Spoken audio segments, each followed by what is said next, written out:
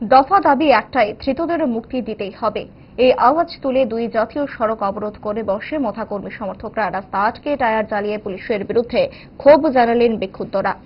ঘটনা খোয়াই কমলপুর সড়কের বেহালাবাড়ি ও খোয়াই আগরতলা সড়কের ছনখোলা এলাকায়। তাদের অভিযোগ, পুলিশ নিরীহ নির্দোষ মথা কর্মীদের গ্রেপ্তার করেছে। নিঃশর্ত তাদের মুক্তি দিতে হবে পুলিশকে। প্রসঙ্গত, পাহাড় ভোট গণনা পরবর্তী রাজনৈতিক হিংসাকাণ্ডে বেশ কিছু দুষ্কৃতীকে আটক করে পুলিশ। ধৃতদের মুক্তি চেয়ে পুলিশের উপর চাপ সৃষ্টি করতে এই পথ বেছে নিয়েছে বিক্ষোভকারীরা।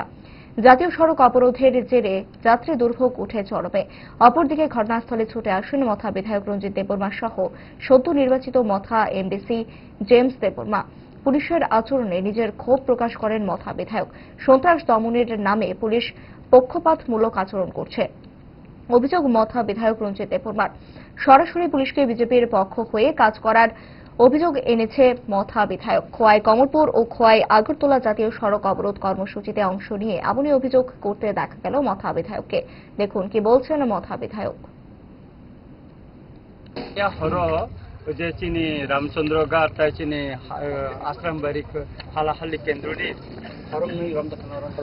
অরণ্য খরচা দীপঙ্কর দেববর্মা একা তাই আর খরচা খনিরঞ্জন দেববর্মান রমখা চিনি যে কেস দিমানি চিনি বরম গানা ক্যান্ডিডেট প্রস্মিত দেববর্মানি নগর সাং ককজাখা সিরাবে ককজাখা মুং রিয়াকবো কেস খালাইকা অথচ পুলিশে হ্যাঁ গুলিবো খঙ্গমাখা অথচ পুলিশ অবনা খাই রমিয়া কিন্তু বরংনি বেকায় কোন সুনির্দিষ্ট কোন কেস শিখরে সন্দেহমূলকভাবে বরং রমজাখা মিয়া অর মন্ত্রী ফাইকা এমএলএ ফাইকা বিজেপি নি নেতার ফাইকা যখন গুরিমান পরে কেন বরং এরেস্ট খালাই যাখা হ্যাঁ বরং এরেস্ট খালাই যাখা একে অমত সলিমাইয়া একে প্রশাসন নিরপেক্ষ নাঙ্গো পক্ষপাতিত্ব সামুং তাংমানি বাগানে তিনিও জিংজাল তাবুঙ্গো